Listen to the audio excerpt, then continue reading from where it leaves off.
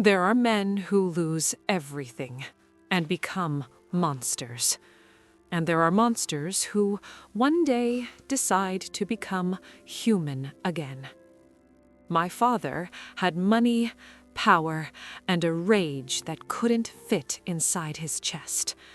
And I was just a little girl who looked too much like the woman who destroyed him. For years, every time he looked at me, he cried, but not out of love. My name is Savannah, and the first time my father made me cry, I was only 6 years old. It wasn't a hit, it wasn't a cruel word, it was my birthday.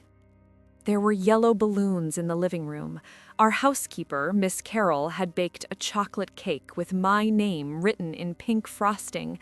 I had put on the white dress my grandma had given me, the one with the big bow in the back.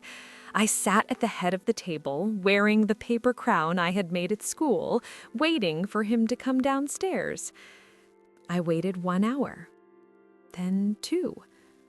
Miss Carroll kept glancing at me from the kitchen with that look adults get when they don't know what to say to a kid. Eventually, she blew out the candles before they melted all the way down, served me a plate, and said quietly, "Go ahead and eat, sweetheart. Your daddy must be caught up with something." My father was in his office, 10 feet away from me, with the door shut. That night, when he finally came out, he walked right past the table without looking at the cake, without looking at the balloons, without looking at me. He just said, almost to himself, "Turn off all these lights. Looks like a circus in here," and kept walking. I had promised myself I wasn't going to cry, that I was going to be strong. But when Miss Carroll wrapped her arms around me from behind without saying a word, I couldn't hold it anymore. Robert Calloway was a man who had built an empire, hotels across the Southeast, investments from Atlanta to Nashville, his name in business magazines, the kind of man everyone admired from a distance and nobody dared get too close to. But I knew him up close, way too close. And what was behind that powerful man wasn't coldness, it wasn't indifference. It was an open wound with my mother's name on it, a wound that bled every single day, and that he took out on me without even realizing it. Because I was the spitting image of her. Same high cheekbones, same small mouth, same little birthmark under my left eye. When he looked at me, he didn't see his daughter. He saw the woman who had betrayed him, drained his accounts, destroyed his pride, and walked out with another man without even saying goodbye to me. I was guilty of existing, of looking too much like someone he hated. And the worst part was that I loved him, with that absurd, irrational, desperate kind of love that only children have for the parents who don't deserve it. I worked hard in school so he would notice me. I learned to cook with Miss Carroll to make his favorite meals. One time, when I was 12, I saved up 4 months of allowance to buy him a birthday tie. I left it on his desk with a note that said, "For the best dad in the world." The tie never came out of the box. I never stopped trying. But what neither of us knew yet, not me and not Miss Carroll, was that something was building up inside Robert Calloway. Something that wasn't just pain, it was shame. And shame, when it has nowhere to go, explodes. Years went by, and nothing changed. I stopped being the little girl in the white dress with the paper crown. I became a teenager, 15, then 16, then 17. My body changed, my voice changed. I learned how to do my makeup, how to fix my hair, how to walk through that big house like the silence didn't bother me. But on the inside, I was still that little girl sitting in front of a cake with the candles blown out. The problem was that the older I got, the more I looked like her, like my mother. And for my father, that was unbearable. There was one afternoon, I was 16, when I came home with a fresh haircut. Nothing special, just a trim. But when my father saw me coming down the stairs, he froze in the hallway. For a second, I thought he was going to say something kind, that he was finally going to notice I had grown up, that he was going to see me, Savannah, his daughter. But no, his eyes went dark. He clenched his jaw and he said in a tight, low voice, almost through his teeth, "That haircut makes you look exactly like your mother." Nothing else. He walked into his office and shut the door. I stood in that hallway for a long time, staring at my own reflection in the entryway mirror. And for the first time in my life, instead of sadness, I felt something different. I felt angry. Because I hadn't chosen this face, hadn't chosen these eyes, this mouth, this birthmark, hadn't chosen to be born, hadn't chosen for her to leave. And yet I had spent years paying a debt that was never mine to begin with. My father was brilliant when it came to business and completely broken at everything else. He made million-dollar decisions before breakfast, but couldn't ask me how my day at school went. He traveled to New York, to Chicago, to Miami, and when he came back, all he did was review reports in his office and drink whiskey until late at night. Miss Carroll told me, years later, that around that time he had started drinking more than he should, that sometimes he would call her at 2 a.m. asking her to make him something to eat, and she would find him sitting in the dark with that same photograph between his fingers that I had seen as a little girl, a photo of my mother. He still kept it. After everything she had done to him, he still kept it. And I think that was what hurt me the most. Not that he ignored me, not that he never showed up on my birthdays, but knowing that he was capable of loving deeply, and that love just didn't reach me. The breaking point came on a November night. I had finished high school that year and received an acceptance letter from a university in Charlotte. It was a partial scholarship, something I had earned completely on my own, with my grades, with my effort, without any help from him because I had never asked him for anything. I came downstairs with the letter in my hand, shaking with excitement, telling myself that this time would be different, that this time he would have to see me. I found him in the living room, glass in hand, staring out the window. "Dad," I said, "I got into college. I got a scholarship." He turned slowly, looked at me, looked at the letter, and said something that burned itself into my chest like a scar I would carry forever. "Your mother was always good at getting what she wanted too," and turned back to the window. I went upstairs, closed my bedroom door, and cried for hours. Not of sadness. I cried from exhaustion, the deep, bone-tired exhaustion of loving someone who uses you as a mirror for their own pain. That night, I made a decision. As soon as I could, I was getting out of that house. What I didn't know was that my father was also about to leave, but he wasn't going to college. He was going somewhere that very few people come back from the same. He was going to the mountains. Before we go any further, if Savannah's story touched you in any way, if you recognize that exhaustion of loving someone and getting absolutely nothing back, there's an ebook linked in the description of this video that might help you. Now, let's get back to Savannah. Robert Calloway lost everything on a Tuesday. It wasn't dramatic. There were no explosions, no front-page scandals. It was something worse than that. It was quiet. It was inevitable, like when a wall has been cracking on the inside for years, and one day, without any warning, it just collapses. First, it was his business partner, a man he had trusted for 12 years who had been signing documents behind his back, moving money into accounts Robert had never authorized. When the lawyers laid out the evidence in front of him, my father didn't yell, didn't slam the table. He just stared at the papers for a long time and then said, in a voice Miss Carroll later described as the voice of someone who isn't completely there anymore, "Close the door on your way out." The lawsuits came after that, then the headlines, then the phone calls that stopped coming in. The business world is cruel in a very specific way. It cheers for you on the way up and pretends it never knew you on the way down. In 3 months, my father went from being the most talked about name in investment circles to being the man nobody wanted to bring up at dinner. I found out about everything from Charlotte.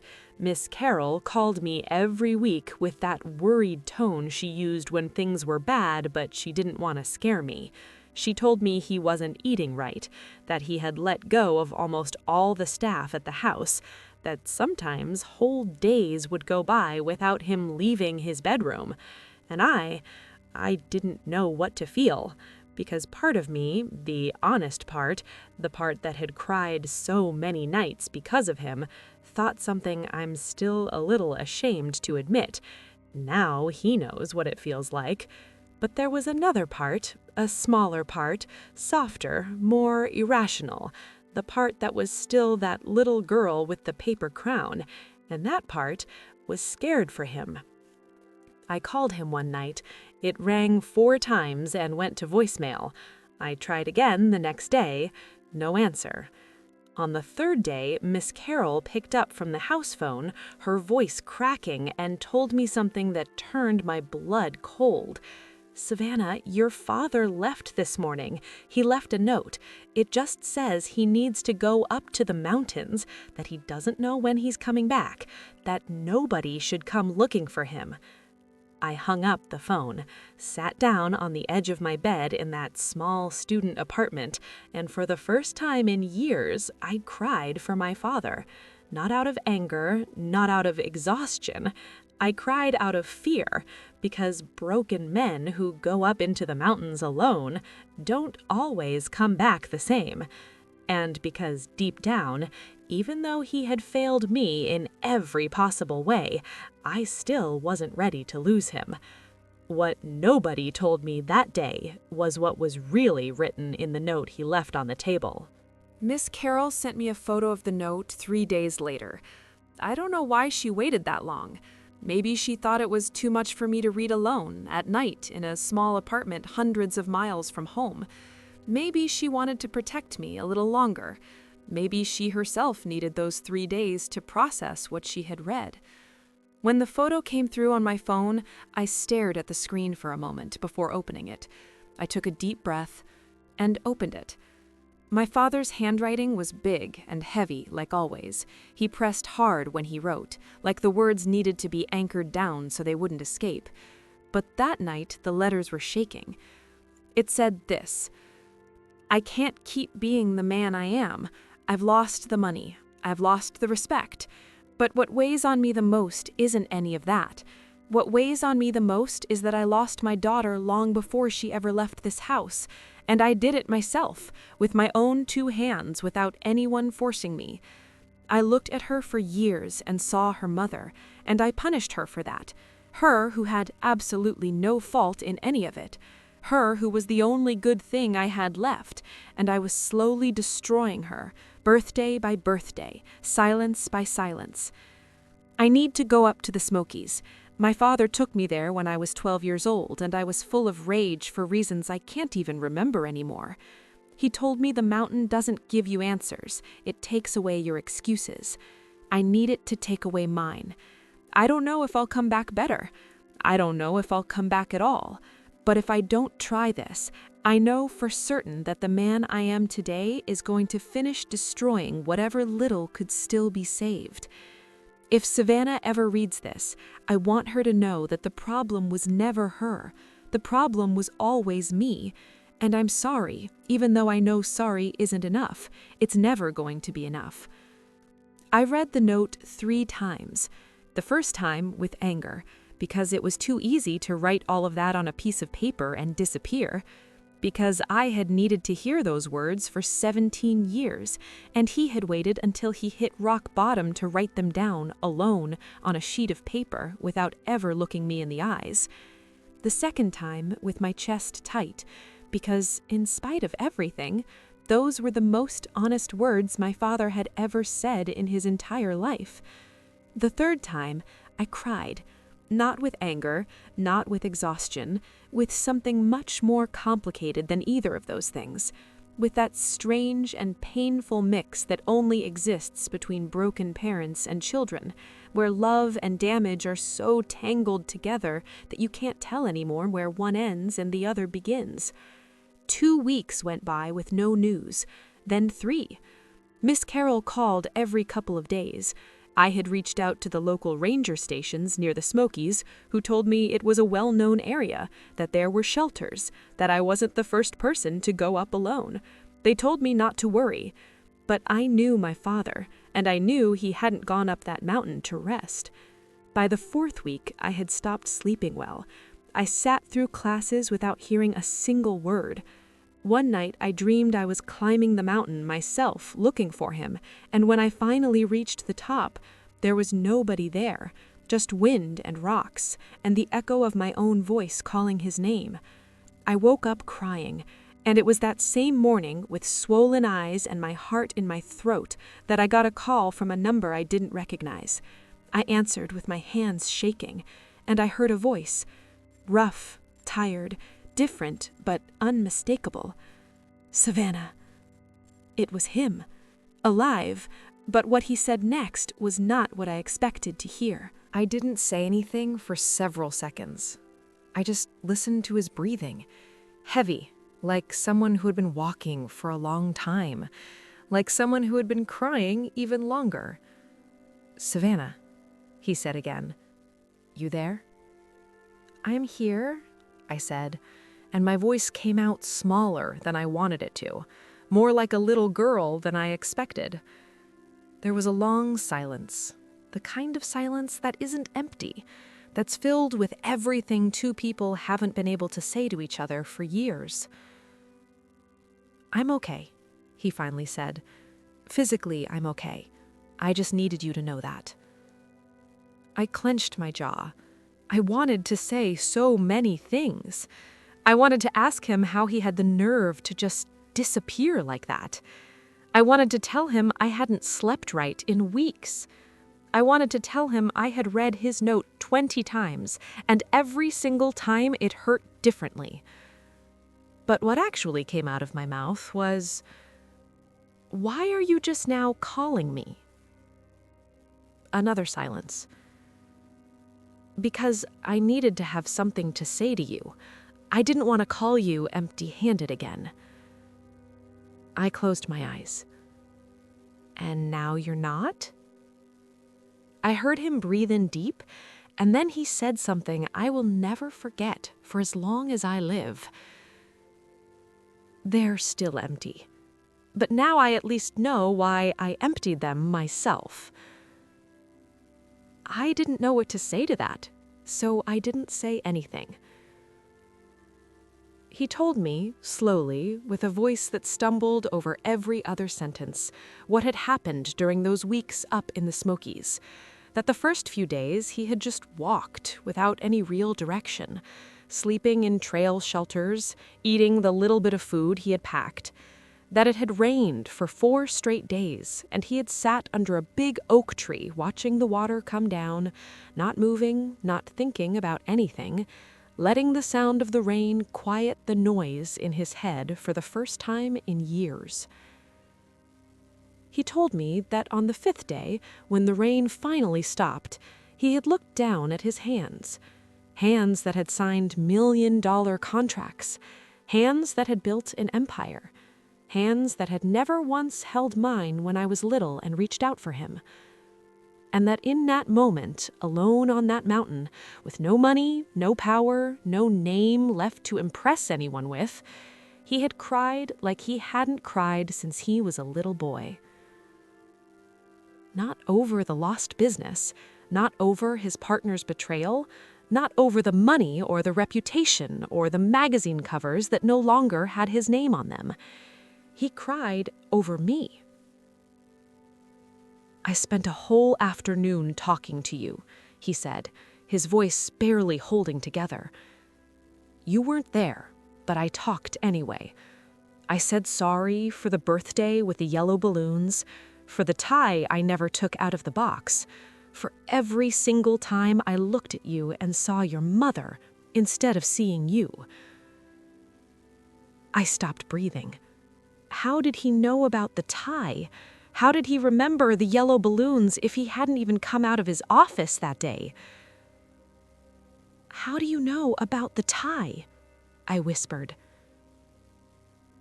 A silence, and then, "Because I found it, Savannah. I found it 3 years ago at the bottom of a drawer, with your note still inside. And I kept it. I've kept it all this time without ever being able to put it on, because every time I looked at it, I saw myself clearly, and I didn't like what I saw." I had to sit down on the floor. On the cold floor of my small apartment, phone pressed against my ear, feeling 6 years old again in the white dress with the big bow in the back. But something was different this time. This time, he was talking. The call lasted almost 2 hours, and at the end, right before he hung up, he told me he was coming down from the mountain in a few days, that he wasn't expecting anything, that he wasn't asking me to forgive him yet, that he just wanted a chance to try. "Try what?" I asked, and he answered with a simplicity that broke my heart in a completely new way. "To be your dad. For real this time. The way I should have been from the very beginning."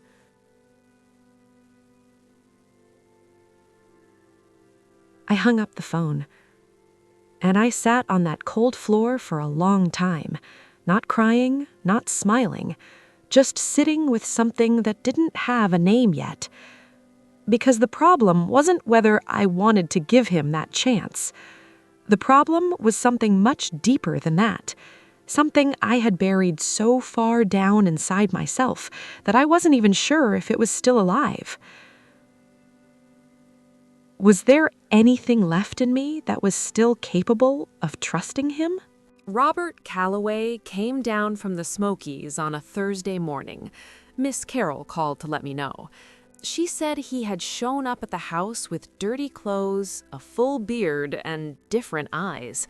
That she had looked at his face when she opened the door and felt something she couldn't quite explain but described to me like this. "Savannah, your father walked through that door like a man who finally knows where he's standing." I was still in Charlotte. I had exams. I had my life half put together in that small apartment that smelled like coffee and old books. I had built myself a safe distance from everything that hurt, and I wasn't sure I was ready to close that gap. But 3 days after he came down, something arrived at my apartment. An envelope. No return address, just my name written in that big, heavy handwriting I had known my whole life. Inside there was no letter, no explanations, no long words trying to fix on paper what had been broken for years. There were only 2 things, a photograph and a tie. The photograph was from my 6th birthday, one I had never seen before. Someone had taken it from across the room, probably Miss Carroll, without anyone noticing. It was me, in my white dress and my paper crown, sitting alone at the head of the table, with the cake in front of me, with the yellow balloons behind me, and with an expression on my face that hurt to recognize, because it was the face of a little girl who still believed her daddy was going to show up. And the tie, my tie, the one I had bought with 4 months of allowance, folded carefully, like it was something valuable, like it always had been. There was no note, but it didn't need one. because that envelope said more than anything he could have ever written. It took me 4 days to make up my mind. 4 days walking around Charlotte with that envelope in my bag, taking it out, staring at it, putting it back. 4 days talking to the one friend who knew my whole story, who listened to me for hours, and finally said something simple and devastating. Savannah, you don't have to forgive him to go. You can go just to see who came down from that mountain. I bought the bus ticket on a Friday night. It left at 6 in the morning. The whole ride I stared out the window without music, without reading anything, just letting the landscape roll by like a slow dream. My heart was doing strange things in my chest. It wasn't exactly excitement, it was something closer to vertigo, like that split second before you jump, when you don't know yet if the water is cold or warm. Miss Carroll was waiting for the front door. She hugged me tight without saying anything for a long moment. Then she looked me in the eyes and said softly, "He's out in the backyard." I walked through that house I knew by heart, and that somehow felt different, quieter, but a different kind of quiet, not the heavy silence from before, loaded down with everything unsaid. It was a quiet that felt expectant, like a room right before someone important walks in. I opened the back door, and I saw him. He was sitting on the ground, back leaning against the old oak tree in the far corner of the yard, the same tree I used to climb as a little girl when I wanted to be alone. He was wearing the tie, my tie, the blue one with the small gray diamonds that I had bought when I was 12, with 4 months of saved-up allowance. Folded carefully, like it was something valuable, like it always had been. There was no note, but it didn't need one, because that envelope said more than anything he could have ever written. It took me 4 days to make up my mind. 4 days walking around Charlotte with that envelope in my bag, taking it out, staring at it, putting it back. 4 days talking to the one friend who knew my whole story, who listened to me for hours, and finally said something simple and devastating. Savannah, you don't have to forgive him to go. You can go just to see who came down from that mountain. I bought the bus ticket on a Friday night. It left at 6 in the morning. The whole ride I stared out the window without music, without reading anything, just letting the landscape roll by like a slow dream. My heart was doing strange things in my chest. It wasn't exactly excitement, it was something closer to vertigo, like that split second before you jump when you don't know yet if the water is cold or warm. Miss Carroll was waiting for the front door. She hugged me tight without saying anything for a long moment. Then she looked me in the eyes and said softly, "He's out in the backyard."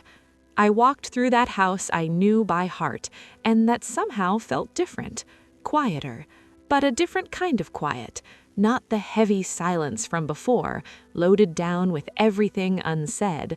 It was a quiet that felt expectant, like a room right before someone important walks in. I opened the back door, and I saw him. He was sitting on the ground, back leaning against the old oak tree in the far corner of the yard, the same tree I used to climb as a little girl when I wanted to be alone. He was wearing the tie, my tie, the blue one with the small gray diamonds that I had bought when I was 12, with 4 months of saved-up allowance. Folded carefully, like it was something valuable, like it always had been. There was no note, but it didn't need one, because that envelope said more than anything he could have ever written. And what happened after that moment in the backyard changed everything I thought I knew about forgiveness. I sat down next to him, under the same tree. I didn't hug him, not yet. There were too many layers between us, too many years, too many empty birthdays and shut doors and words that hurt more for never being said. I couldn't just show up and erase all of it with a hug, but I sat down next to him, and for the two of us, that alone was pretty close to a miracle. We stayed quiet for a little while. A silence that felt different from every silence before it. No heaviness, no punishment, just two people sitting under an old oak tree, listening to the wind, not quite knowing how to start building something on top of so much wreckage. He was the one who spoke first. He didn't ask for forgiveness with a speech. He didn't try to explain or justify or list out his reasons. He just said, looking out across the yard with the calm voice of someone who has rehearsed this 1,000 times in their head and finally decided to just tell the truth. I failed you, Savannah. Every way a father can fail a daughter, I found a way to do it. And there wasn't a single day, not one, that I didn't know it. The problem was that knowing it didn't stop me, and that's what I'm most ashamed of. I kept my eyes on the grass. Why are you telling me this now? I asked, not with anger, with genuine curiosity, with a question that had been forming inside me for years without ever finding the right moment to come out. Because up on that mountain, there was nobody else to blame, he said. No partners, no business, nothing to look at except myself. And when I finally looked, I couldn't keep pretending the problem was your face, or your hair, or that you looked like her. He paused. The truth is, I never cried when your mother left. I swallowed all of it, turned it into anger, and you were right there, close, with no way to defend yourself. And you looked so much like her that it was just easier to shut you out than to deal with what I was actually feeling. Easier for you, I said quietly. Yeah, he said, easier for me. The most cowardly thing I've ever done in my life. I didn't respond, but something inside me, something very small and very old, started to loosen, like a knot that's been pulled so tight for so long that you almost forget it's there until suddenly it gives just a little. He told me things about the mountain that he hadn't mentioned on the phone. He told me that he had come across an old man at one of the trail shelters, a retired farmer from East Tennessee who went up every year by himself for no particular reason other than that he said the mountain reminded him he was small and so were his problems. That this man, knowing nothing about his story, not knowing who he was or what he had lost, had asked him out of nowhere, "You got any kids?" "A daughter," my father had answered. "She happy?" My father hadn't been able to answer. He had just stood there, frozen by that simple, brutal, straight-to-the-point question. The question he had never once asked himself. Not whether I was successful, not whether I was making good grades, not whether I was making him look good, just simply whether I was happy. I had nothing, he told me, and that wrecked me more than losing everything else put together. I asked him something I needed to know. Did you really keep her picture all those years? He nodded slowly. Why? He took his time answering, and when he did, it was with an honesty I wasn't prepared for. Because it was easier to keep hating her than to admit that I had failed in that marriage too, that I wasn't present, that I built companies and lost a family in the process. Keeping her picture and blaming everything on her kept me from having to look at my own part in it. I breathed in slowly, because that was something I hadn't known, that behind all that rage he took out on me, there was also a massive amount of guilt he didn't know how to carry, that my father wasn't just the villain of my story, he was also a man who had let himself down and had no idea how to live with that. That didn't erase the damage, it didn't bring back the birthdays, it didn't unfold the tie that sat in a drawer for years or give back the nights I cried alone in my room. None of that disappeared. But it gave me something I hadn't expected to find that afternoon under that tree.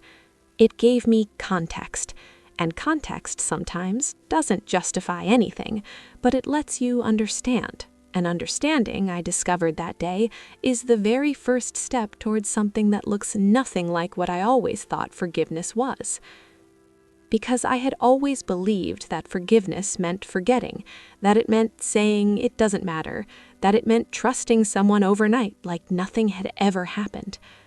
But sitting under that tree, with my father beside me and his tie on and the wind moving through the branches above us, I understood that forgiveness was simply putting down the weight.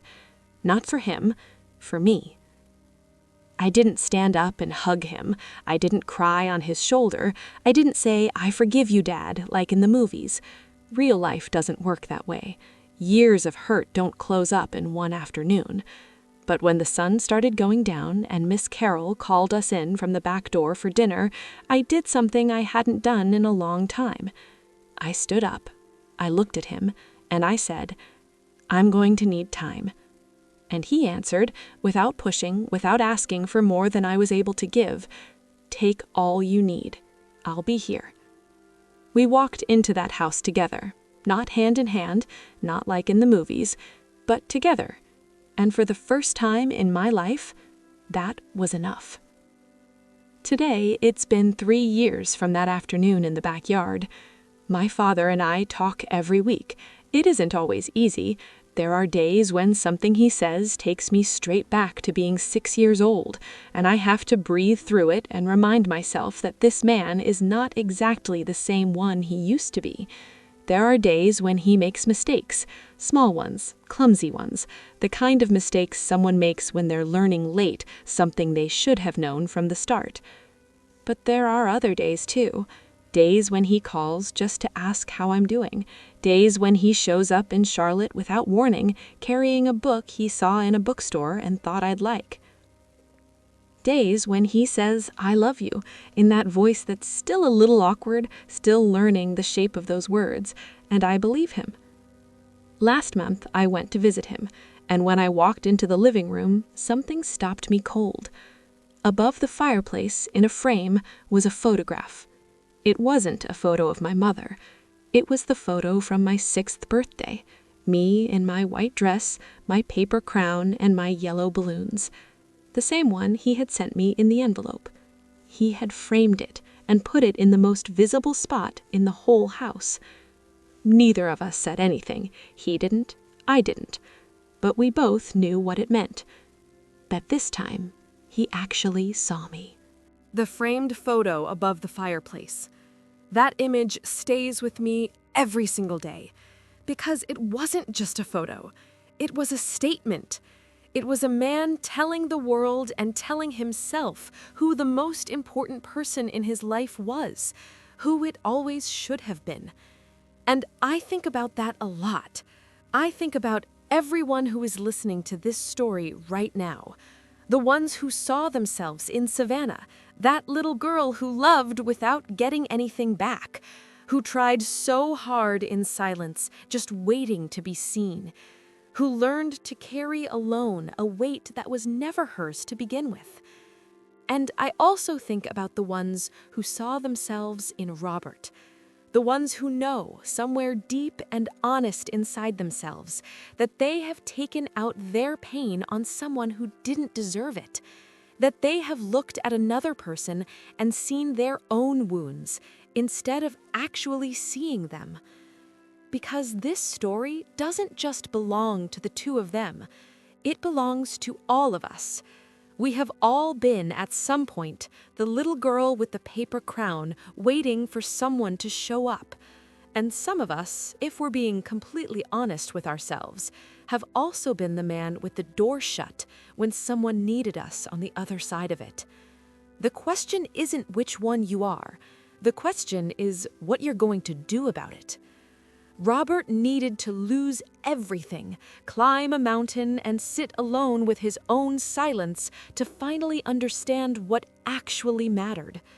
Savannah needed years of distance and a tie folded inside an envelope to find the courage to open a door that fear had kept shut for way too long. Neither one of them took the easy road, because there is no easy road when it comes to healing broken bonds. But both of them decided to try, and that, in the end, was enough to change everything. If this story moved something inside you, Don't keep it to yourself. Leave me a comment and tell me which part hit you the hardest. Whether you were the little girl waiting, whether you were the father with the door shut, whether you know someone right now who is living through something just like this. Your comments are what tell me these stories matter, that it's worth keep telling them. And if you know someone who needs to hear this today, share it with them. Sometimes a story finds someone at exactly the right moment. You could be the reason that happens. If you haven't subscribed to the channel yet, now is the time. There are a lot more stories like this one waiting to be told. And before you go, if Savannah's story made you think about your own relationships, about the wounds you're still carrying, about a forgiveness you've been putting off for way too long, there's an ebook linked in the description of this video. It's a deep and honest guide about healing the damage that broken family bonds leave behind, about how to stop carrying guilt that was never yours to begin with, about how to find peace with your own story without needing the other person to change first. Because sometimes we don't need the other person to climb any mountain. Sometimes we are the mountain we need to climb. The link is in the description. Whenever you're ready, it'll be right there waiting for you. Thank you for listening all the way to the end. Until the next story.